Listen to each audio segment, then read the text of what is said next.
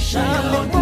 Japo nilikuwa chini, nilikuwa sikufikiria ningeishi hivyo.